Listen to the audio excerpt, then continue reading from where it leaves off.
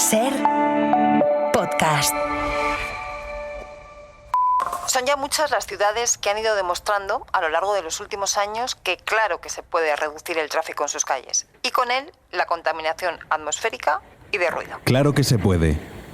Un podcast sobre transición verde y medio ambiente en el que intentamos responder a la gran pregunta. Ciudades grandes, medianas o pequeñas han conseguido ir recuperando espacios para el paseo, para el peatón o para los ciclistas, que cada vez son más numerosos, entre otras cosas porque las políticas de fomento de la bici les hace sentirse más seguros. ¿Qué estamos haciendo para atajar la crisis climática? En cierto sentido, cuando se habla de movilidad sostenible en las ciudades, de lo que estamos hablando es de recuperar la ciudad para los ciudadanos y las ciudadanas y encontrar para cada uno de nosotros una forma de movilidad acorde a nuestras necesidades y compatible con las de los demás. Se parece mucho a eso que llamamos democracia, ¿no?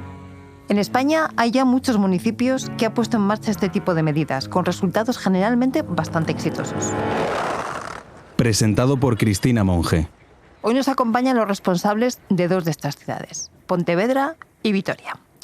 José Manuel Tato, director general del área de urbanismo y servicios generales del Ayuntamiento de Pontevedra. Bienvenido. Muchas gracias. Juan Carlos Escudero, nos vamos a Vitoria, jefe del área de movilidad sostenible en el Centro de Estudios Ambientales. Un gusto tenerte aquí. Un placer. Le acompaña también a su lado, ahí en Vitoria-Gasteiz, Íñigo Bilbao, director del Mobility Lab, un centro de innovación que luego conoceremos. Bienvenido, Íñigo. Hola, Cristina. Encantado. Y junto a ellos hemos querido mirar más allá de nuestras fronteras y hemos invitado a Isabel Witzel, no sé si lo he pronunciado bien, directora de Transport and Environment, una ONG dedicada a fomentar la movilidad sostenible en toda Europa. Bienvenida, Isabel. Gracias, un placer.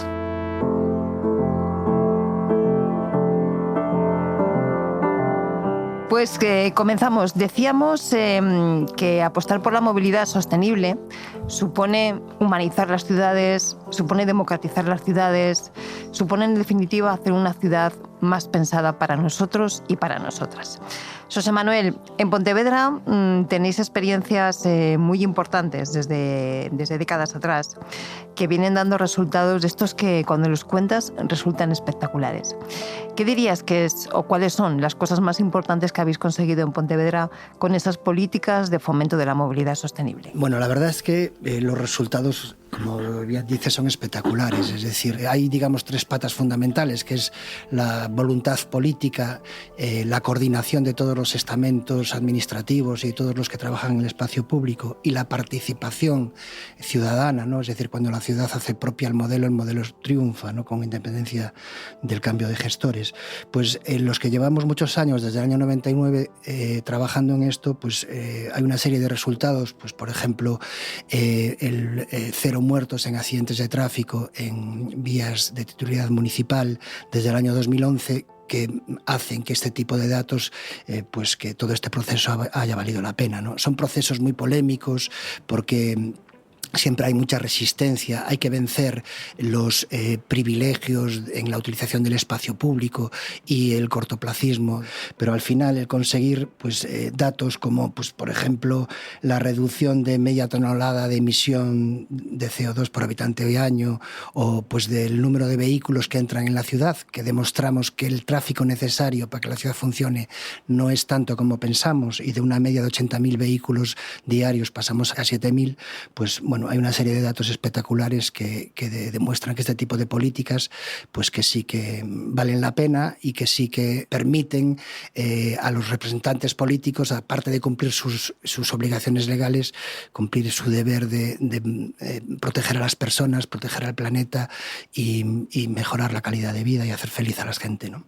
José Manuel, este dato que dices me resulta muy llamativo. Ni un solo muerto por accidente de tráfico en tráfico urbano desde el año 2011.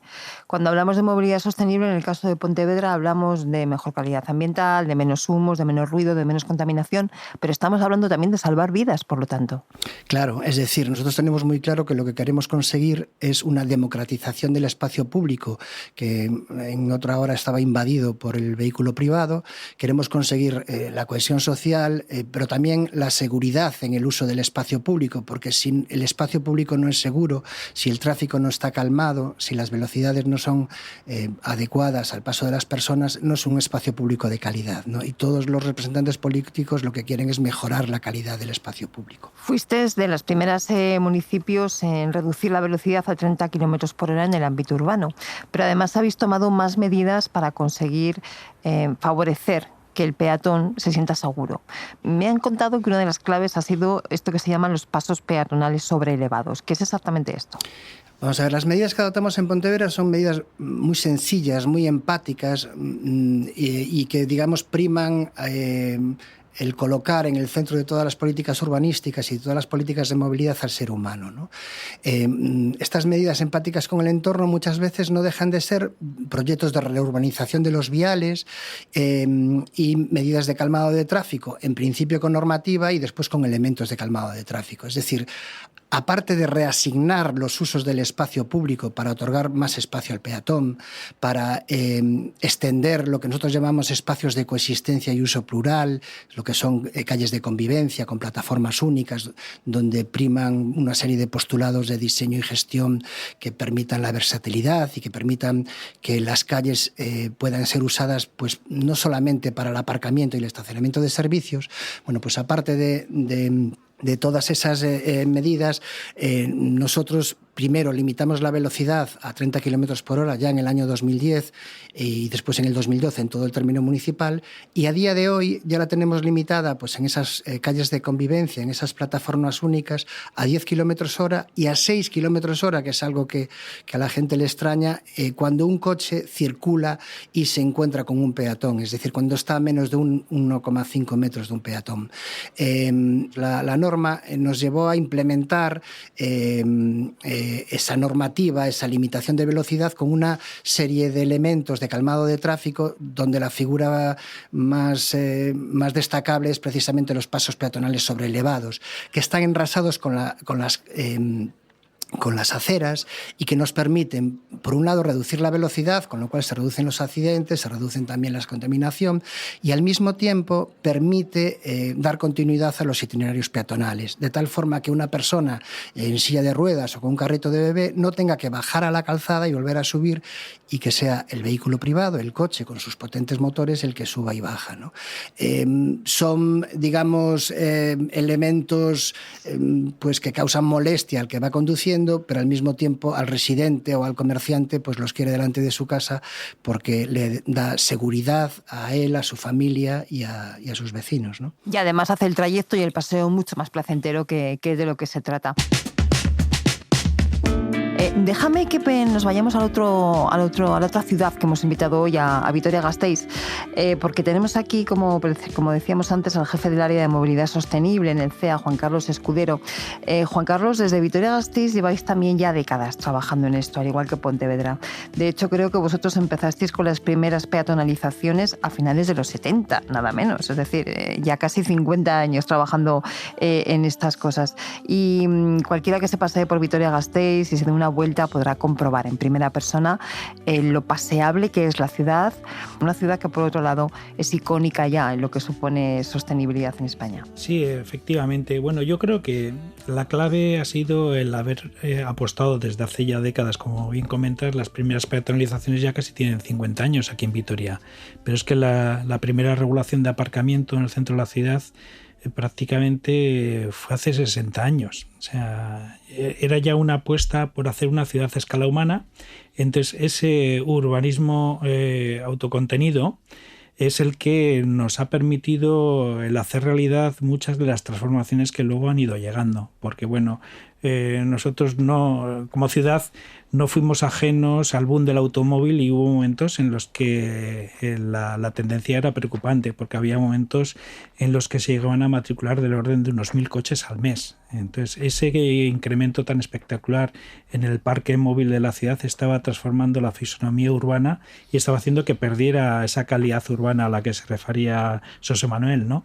Y yo creo que uno de los elementos también que yo destacaría es esa apuesta por abordar la planificación de la movilidad conjuntamente con el espacio público y con lo que es también la renaturalización de nuestras calles y plazas. Ese carácter totalmente integrado de las distintas medidas que se iban implementando, tratando de integrar política de aparcamiento, fomento del transporte público, fomento de la bicicleta, recualificación de nuestras calles y plazas para favorecer pues, los itinerarios peatonales y que fueran espacios seguros. Entonces, ese carácter integrado a nivel de la planificación creo que es destacable y también, pues como comentaba José Manuel, es importante esto hacerlo de la manera más participada posible, o sea que todos los agentes, desde la ciudadanía, los agentes sociales, desde la parte política, que crean por un modelo de ciudad, y ese es un esfuerzo en el que pues dedicamos mucho tiempo hace ya años para dotarnos de un pacto ciudadano por la movilidad sostenible y a partir de ahí sentar cuáles eran los principios rectores que tenían que guiar el diseño de las distintas políticas vinculadas a la movilidad sostenible y el espacio público. Yo creo que cuando hablamos de Vitoria-Gasteiz y movilidad sostenible, enseguida pensamos en peatonalización, también en urbanismo, ¿no? En la planificación de los barrios, en el apoyo a la bicicleta, en la red de transporte público muy importante, incluido esa línea de tranvía que atraviesa la ciudad. Pero tengo la sensación de que hay más cosas en marcha ya. ¿Cuáles son las nuevas iniciativas que habéis puesto en los últimos años? Bueno, al margen de esa apuesta ya tradicional y que viene atrás por la movilidad activa, tanto a nivel de los desplazamientos a pie o en bicicleta, sorprende, ¿no?, que en el caso de una ciudad de tamaño medio ya a nivel, considerando toda la población del término municipal, somos un municipio de más de 250.000 habitantes y pues por encima del 60% de los desplazamientos se hacen a pie y en bicicleta. Pero bueno, la apuesta por el transporte público ha sido notable, con la reformulación completa hace unos años de toda la red de autobuses, coincidiendo con la llegada del tranvía y las recientes extensiones del tranvía y, por qué no, un proyecto bastante exitoso como es la implantación de una línea de alta capacidad en autobús, un BRT, nuestro BEI exitoso, que se implantó hace pocos años y que está teniendo pues unos resultados fantásticos, ¿no? O sea, de hecho, esa línea de autobús de alta capacidad con plataforma segregada, prioridad semafórica, cancelación de los billetes en parada, hace que un recorrido que antes tomaba 45 minutos ahora se puede hacer en 25 minutos, con frecuencias de 7 minutos. Los resultados están siendo espectaculares. Esa línea ahora tiene 200.000 viajeros más por mes que los que registraba la línea a la que se sustituyó. Entonces, eso creo que es un claro ejemplo de que cuando se apuesta por un transporte público de calidad para ofrecer alternativas a las personas que tienen que moverse en la ciudad, de la misma manera que cuando se apuesta por una infraestructura ciclista, una infraestructura peatonal de calidad, la gente responde. Es importante racionalizar el uso del coche en la ciudad, pero lógicamente tienes que ofrecer alternativas, ¿no? Y ir poco a poco caminando, de la misma manera que comentaba José Manuel, de ir habilitando la posibilidad de que únicamente o favorecer el acceso a ese tráfico necesario, pero en la medida de lo posible, si tú ofreces alternativas, puedes evitar todo ese tráfico de paso y muchas veces pues viajes en coche que se hacen de la periferia a la ciudad que no tienen ningún sentido.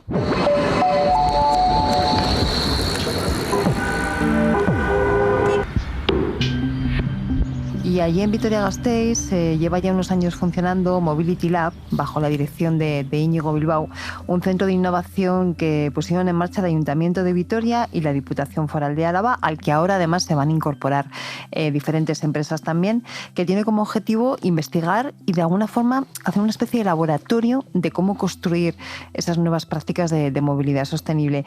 Íñigo, ¿por dónde van los tiros de futuro? ¿Cuáles son las líneas estratégicas que estáis viendo y que se pueden empezar a implementar para seguir avanzando en esa movilidad más adecuada? Bueno, pues fundamentalmente yo creo que son tres vectores los que están condicionando la movilidad del futuro, ¿no? Uno es la sostenibilidad, hemos venido hablando, ¿no? Sobre esto, que es un tema clave, pero luego está la electrificación, unido a esto anterior, y yo diría sobre todo la digitalización, o sea, es decir, cómo la tecnología y sobre todo los datos, ¿no? Nos pueden ayudar a una mejor gestión del espacio público, una mejor gestión del transporte público, etcétera, ¿no? Y esa es un poco nuestra misión, ¿no? Porque esta ciudad que es tan verde también tiene un peso industrial muy importante, además de empresas relacionadas con la automoción o con el ferrocarril, con la aviación. Y entonces, bueno, lo que se nos pide es que en este momento clave, ¿no? de transformación de la movilidad, bueno, pues nuestro tejido económico no pierda competitividad, pero también seamos capaces de atraer innovación para mejorar los servicios urbanos, ¿no? Todos estos proyectos de innovación tienen también la posibilidad de incorporar tecnologías o nuevos modelos de negocio, nuevas formas de moverse, y sobre todo yo destacaría todo el tema relacionado con los datos, ¿no? Nosotros estamos trabajando en la puesta en marcha de un espacio de datos que permita que, compartiendo datos entre administraciones, empresas, centros de investigación, etcétera, pues se pueda ofrecer unos mejores servicios a los ciudadanos y se genere también una economía en torno al dato, ¿no? Que permita eso, ofrecer unos servicios mucho más eficientes, más sostenibles también, ¿no? Y bueno, al final mejorar también la calidad de vida de los ciudadanos. Cuéntanos algún ejemplo de cómo el hecho de compartir esos datos y la digitalización pueden ayudar a desarrollar nuevas iniciativas de sostenibilidad en la movilidad. Bueno, nosotros estamos desarrollando 8 espacios de experimentación, espacios físicos de testeo, que estamos equipando con tecnología que permita monitorizar lo que pasa en esos espacios y que luego esa tecnología también genere datos. Y un ejemplo, por ejemplo, es la gestión de aparcamientos disuasorios, ¿no? que tiene el ayuntamiento en la periferia de la ciudad, ¿no?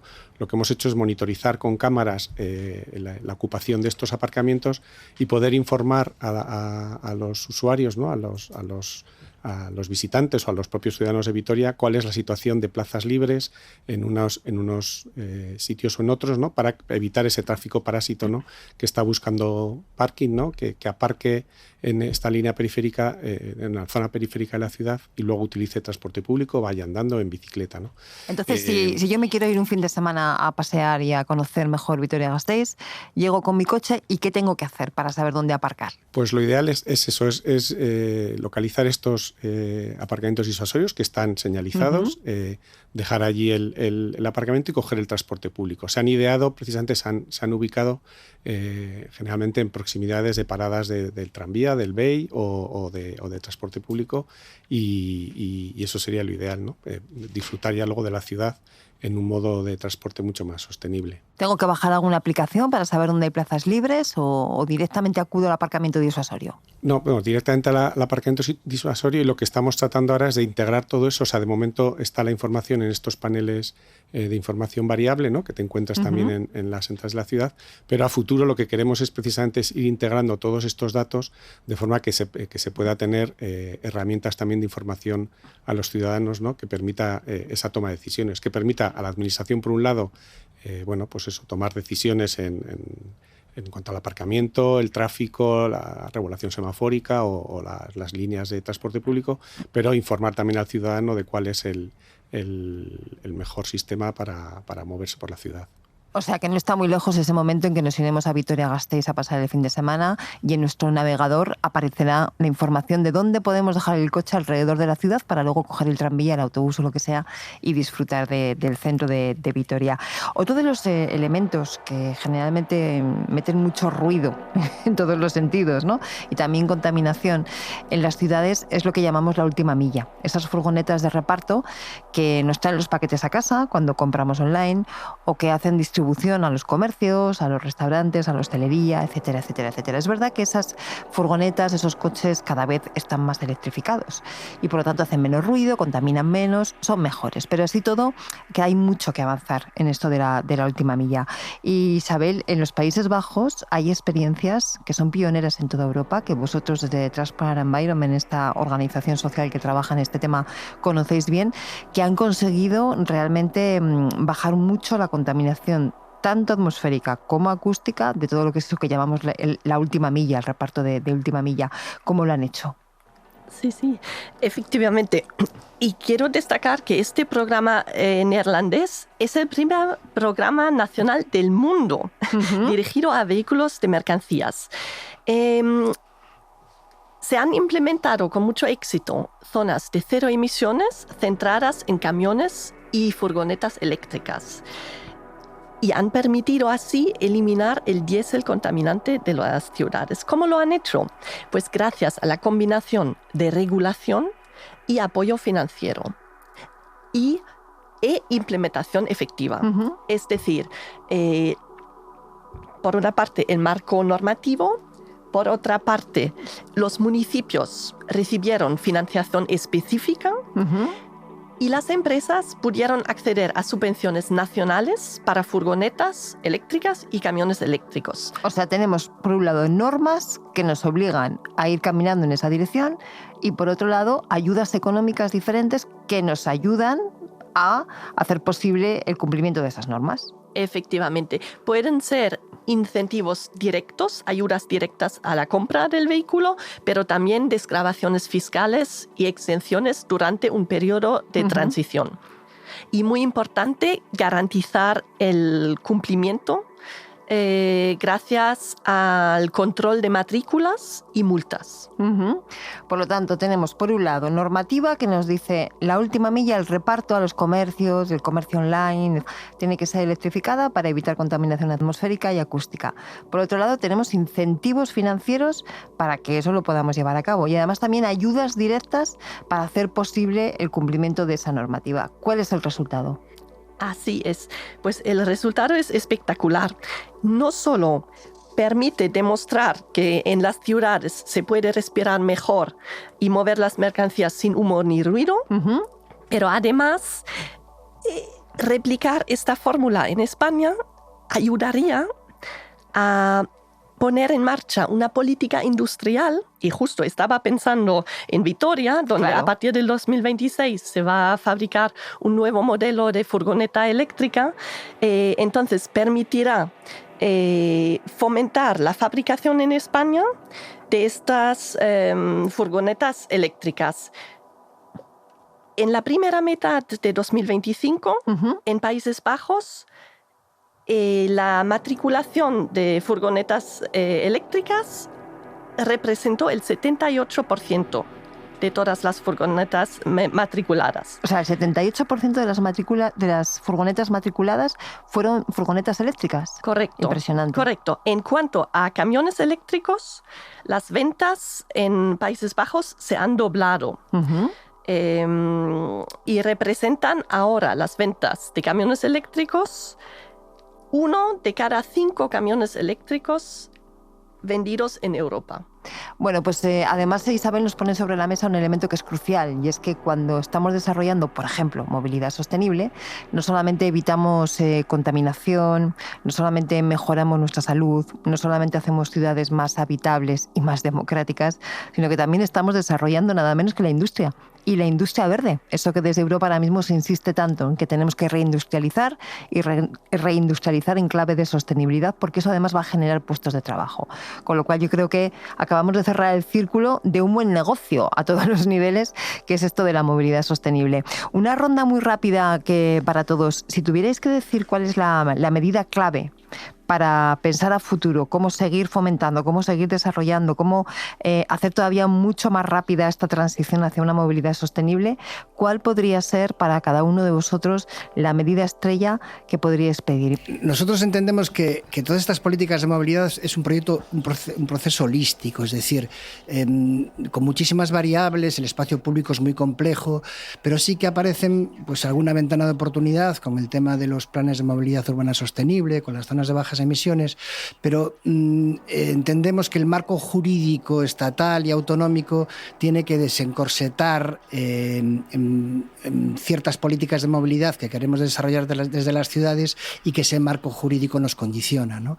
Es decir, se van dando avances poco a poco en toda la normativa de tráfico para no solamente pensar en la circulación de vehículos en las carreteras, sino también en las peculiaridades del tránsito urbano, de la necesidad de priorizar y primar el tránsito peatonal, el tránsito ciclista y regular todas las cuestiones de los vehículos de movilidad personal, pero, por ejemplo, la legislación de carreteras sigue estando centrada pues, en eso, en las carreteras y pues todo ese marco jurídico estatal tendría que ser más flexible y tendría que permitir otro tipo de políticas a nivel municipal. Por ejemplo, en la determinación de las zonas de bajas emisiones parece que se circunscribe todo a primar ciertos tipos de vehículos por su nivel de contaminación, cuando otro tipo de políticas que lo que hacen es buscar nada más aquel tráfico necesario y que reducen sensiblemente el número de vehículos que entran en la ciudad, el tiempo en que tardan en pararse los vehículos que entran en el ámbito urbano o el número de vehículos que arrancan dentro de una ciudad, pues evidentemente consiguen los resultados de calidad del aire y de bienestar para las personas pues que marca esas normativas, ¿no? Juan Carlos Escudero, desde Vitoria-Gasteiz, el deseo para el futuro. Si realmente ha sido el coche el elemento que más ha venido a comprometer, ¿no?, nuestro diseño urbano, la calidad urbana,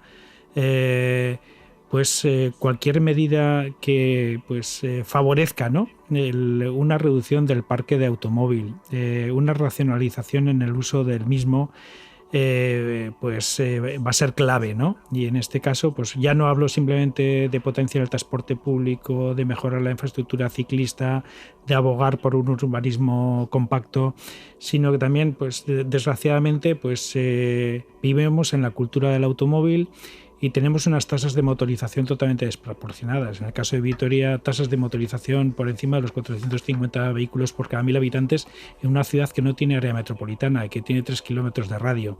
Entonces, ¿cuántos vehículos de segundo y tercer vehículo de familia, o incluso el vehículo de la casa, podría prescindirse de él, ¿no? Porque habría esas alternativas de transporte público, de caminar, de la bicicleta, y para esa otra movilidad bien obligada para ir a trabajar, donde igual el polígono industrial no está bien conectado, pues plantear soluciones de carpooling, ¿no?, de compartir asiento para ir a trabajar. Pero para esa otra movilidad no obligada, de salir el fin de semana, de ir por la tarde al monte, que no la puedes resolver también en transporte público, en bicicleta, y que precisas de un coche, pues el fomentar los sistemas de coche compartido, ¿no?, como es bastante habitual en otras ciudades, pero no me refiero para poderte mover dentro de la ciudad, ¿no?, cogiendo un coche y dejándolo en el otro barrio, ¿no?, sino el que tú tengas a tu disposición, distribuidos por toda la ciudad, una flota de vehículos que tú puedas coger, puedes pagar por minutos, puedes pagar por horas, y entonces no tengas esa excusa o esa tentación de decir, bueno, pues voy a tener un coche o dos coches de la familia al por si acaso, ¿no? Y ese por si acaso lo tenemos en todas las familias, en todos los hermanos, en todos los amigos, en todas las amigas. Entonces, si elimináramos todos esos coches totalmente infrautilizados, que lo único que hacen es ocuparnos espacio y además pues ser una tentación para seguir cayendo en el pecado, entre comillas, de usar el coche para viajes innecesarios, estaríamos avanzando de manera importante para recuperar mucho espacio público en nuestras calles, para mejorar lo que son los espacios peatonales, para reforzar nuestra infraestructura ciclista, para habilitar unos carriles para el transporte público que lo hagan mucho más eficiente y más atractivo, y sobre todo ahora que cada vez tenemos más presente pues la amenaza del clima, ¿no?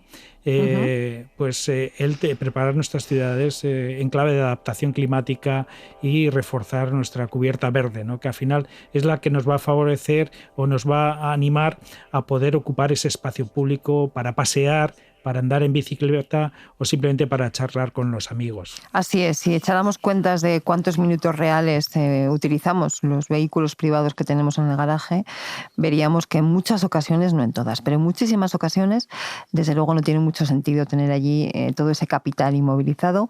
Sí, tenemos a nuestra disposición, bien por parte del ayuntamiento o por parte de algunas empresas, vehículos que en un momento determinado tú puedes coger, acercarte al sitio donde quieres hacer la excursión, vuelves, dejas el coche donde te lo has dejado y ya el resto del tiempo ese coche está disponible para otra persona. Son cosas que tienen mucho que ver con la innovación, Íñigo. Desde el punto de vista de un laboratorio como el vuestro, ¿cuál es la clave para poder seguir avanzando? Bueno, yo creo que para todo esto es fundamental el tema de la compartición de datos, los espacios de datos. Yo creo que ese es el futuro, eso unido a la tecnología, ¿no? Que nos aporta esos datos cada vez más en tiempo real, ¿no? La integración de datos entre operadores de transporte, operadores de última milla que mencionaba Isabel, ¿no? Nosotros tenemos un proyecto que se llama DataDoom, que lo que está haciendo es eso, es tratar de integrar datos de distintos operadores de última milla con el microhub y con el reparto ciclista final, ¿no? O sea, tratar de poder compartiendo datos también entre operadores de transporte público, integrando sistemas de pago. O sea, yo creo que la tecnología da un salto muy grande estos últimos años. Nos permite, pues eso, acceder a un montón de datos que compartidos generosamente y con toda la transparencia y la confianza del mundo, ¿no? Puede ser una herramienta muy potente, ¿no? Hay otras posibilidades, pero para eso es fundamental eso, tener facilitar a través de los datos, ¿no? El acceso a los ciudadanos a todos toda esta información y todos estos sistemas. O sea, hacer de la tecnología una aliada para la sostenibilidad, exacto, en definitiva. Sí. Uh-huh. Isabel, tu deseo. Pues en cuanto a reparto de mercancías, como nos está demostrando este caso de buena práctica de Países Bajos, la clave está en dos cosas. El marco normativo, es decir, la implementación efectiva de zonas de cero emisiones y, por otro lado, la puesta en marcha de incentivos claros para los vehículos 100% eléctricos. Bueno, pues yo creo que si se pone en marcha la mitad de lo que habéis dicho, la movilidad sostenible avanza a ritmos acelerados. Mejor normativa, iniciativas innovadoras como por ejemplo para compartir vehículos, la tecnología como una de las aliadas y esos incentivos que nos decía ahora Isabel. Dejadme que ponga yo también la mía, mi deseo, y es que creo que es muy importante que cada vez nos contemos más unos a otros, unas a otras, cómo nos sentimos cuando hemos conseguido no tener que depender del coche para nuestro día a día porque tenemos alternativa de transporte público o porque tenemos la suerte de vivir en una ciudad en la que podemos hacer nuestros desplazamientos habituales en bici o caminando, o donde de repente descubrimos que si tenemos que conducir un coche notamos las ventajas, la comodidad y también los beneficios económicos de que sea uno eléctrico.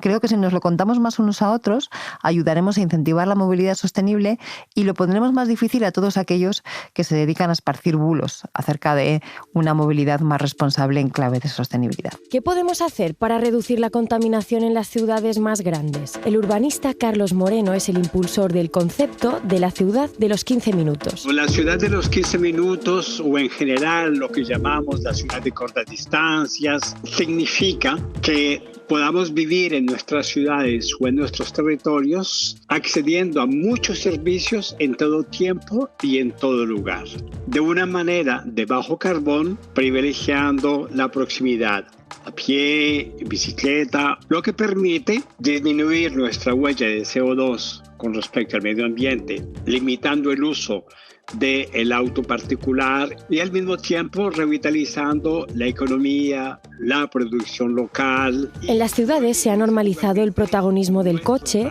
y la gran cantidad de espacio público que utilizan. Una parte importante del espacio público de la ciudad, más del 50% de la infraestructura de la ciudad es simplemente para que los autos pasen. Es un elemento igualmente no solamente de movilidad, sino de estatus social. Si yo poseo un auto, soy una persona importante, y si mi auto es grande, aún soy más importante. En ciudades muy masculinas, además, porque La masculinidad se impuso como elemento igualmente ligado a la posesión del automóvil y convertir a la ciudad en un enorme depósito de autos. Porque el tipo de alimentación también repercute en la contaminación de las ciudades. Manuel Franco es miembro del Centro para la Investigación sobre el Cambio Climático del País Vasco. Los sistemas alimentarios hoy en día sabemos que son responsables del 30-40% de la emisión de gases de efecto invernadero. Entonces, ¿cómo nos alimentamos en las ciudades? Esto puede ser una manera de mitigar el cambio climático, es decir, de reducir las emisiones, pero puede ser una manera de que tengamos una dieta más sana. Cuando tenemos una dieta que se llaman dietas planetarias, que es decir, que tenemos muchos más alimentos ecológicos o que tenemos mucho más consumo de frutas y verduras y de legumbres, entonces eso también repercute en nuestra salud. El objetivo de la ciudad de los 15 minutos es, además de reducir las emisiones, llegar antes al trabajo, a la escuela o a los centros de salud.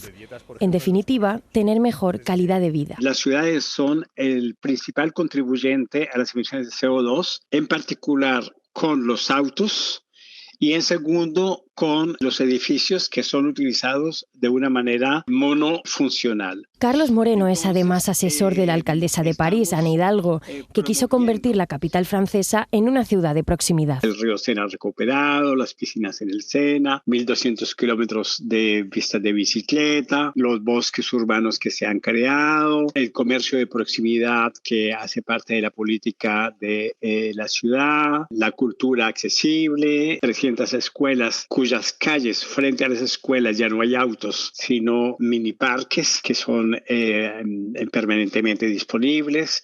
El fin de semana la escuela está abierta para aprovechar el patio de la escuela como un lugar público. En Busan, la segunda ciudad más grande de Corea del Sur, su alcalde también ha trabajado para reducir los desplazamientos y acceder con mayor facilidad a determinados servicios. En Corea del Sur, en Busan, es bastante ejemplar porque el alcalde ha desarrollado un programa, él creó una división urbana de la administración que se apela 50 Minute City sección, el departamento, y cosas concretas que ha hecho. Por ejemplo, tomemos la alcaldía central y las alcaldías de barrio. Él ha abierto esas alcaldías para que sean multifunción. Han creado dentro de las alcaldías espacios dedicados a la educación para niños, para los padres, bibliotecas, mediatecas, lugares digitales. En Ámsterdam, en los Países Bajos, casi la mitad de todos los viajes se realizan en bicicleta. Manuel Franco. La ciudad de Ámsterdam está invirtiendo millones de euros en hacer autopistas para las bicicletas. Repito, autopistas para las... Es que suena como marciano. Autopistas para que entren y salgan la gente a la ciudad de Ámsterdam y aparcamientos de subterráneos con muchos pisos subterráneos para poder aparcar las bicicletas. Y eso lo está haciendo gobiernos muy de derechas. En Ciudad de México se han descentralizado algunos servicios para reducir la contaminación y para que sean más accesibles. Utopías comenzó en una colonia que se llama Iztapalapa, ahora es igualmente Ciudad de México, 22 millones de habitantes, y las utopías son lugares en distintos puntos de la ciudad, 14 en Iztapalapa y hoy hay 100 en construcción en Ciudad de México, y en los cuales se accede a muchos servicios educativos, de deporte, de ciencia, de educación para las mujeres, para los jóvenes. Se llaman las utopías, que significa unidades territoriales para la organización y la armonía social. Son ejemplos muy concretos que permiten de ver que esto se puede hacer. Las ciudades consumen en torno a un 75% de los recursos alimentarios y energéticos mundiales. La ciudad de Nueva York apuesta por dietas más saludables en los colegios, que además ayudan a reducir las emisiones. Lo cuenta el investigador Manuel Franco. Ciudades como la ciudad de Nueva York están haciendo un esfuerzo enorme para crear ese tipo de dietas, por ejemplo, en los colegios. Yo colaboro con investigadores de la ciudad de Nueva York, donde se investiga cómo en los colegios públicos de la ciudad de Nueva York, que van 1 millón de niños al día, se están dando menús gratuitos a todos los niños, independientemente de su nivel socioeconómico, que obedecen a esa dieta planetaria. Entonces, por lo tanto, esos niños no solo tienen una dieta más saludable, sino que realmente la ciudad de Nueva York está emitiendo menos gases de efecto invernadero. ¿Y eso por qué? Porque la ciudad de Nueva York se ha comprometido a que quiere descarbonizar la ciudad y entiende que no es solo una cuestión del transporte. ¿Cómo puede convivir la ciudad a los 15 minutos con la crisis de la vivienda? Carlos Moreno. Dentro del concepto de la ciudad de proximidad, dentro de la ciudad de los 15 minutos, impulsamos la vivienda social como un elemento clave de la política de la ciudad. ¿Qué quiere decir la vivienda social? Quiere decir que tenemos que regular los arriendos, disminuir o reducir o suprimir aquellos que vacían la ciudad de la vivienda, como las plataformas de tipo Airbnb. Sabemos que hay muchos lugares en que Airbnb ha suplantado la vivienda, lo que significa que hay muchos apartamentos vacíos y solamente utilizados unos días por semana para los turistas. El urbanista lamenta que con los cambios de gobierno se den pasos hacia atrás en algunas ciudades. Da tristeza que ciudades como Valencia, muy avanzadas, hay un cambio electoral y llegan con una sierra eléctrica a tumbar los carriles de bici porque consideran que eso es para hippies y que hay que darle preponderancia al automóvil de nuevo. Más de la mitad de la población vive a día de hoy en ciudades y se espera que esta cifra aumente hasta el 70% para el año 2050, según los datos del Banco Mundial. La proximidad emerge como un elemento imprescindible para tener mejor calidad de vida y vivir en entornos menos contaminados y más sanos. Claro que se puede es una producción de Ser Podcast presentada por Cristina Monge. Muchísimas gracias a todos por vuestra participación y bueno, estoy convencida que con vuestra experiencia y vuestras propuestas todo esto ayudará a avanzar para demostrar que claro que se puede tener una movilidad más sostenible en las ciudades. Guión, Cristina Monge. Muchas gracias. Muchas gracias, Cristina. Producción, Raquel Fernández y Mariola Sarrió. Realización sonora, Roberto García. Reportajes, Mariola Sarrió. Coordinación, Ana Alonso.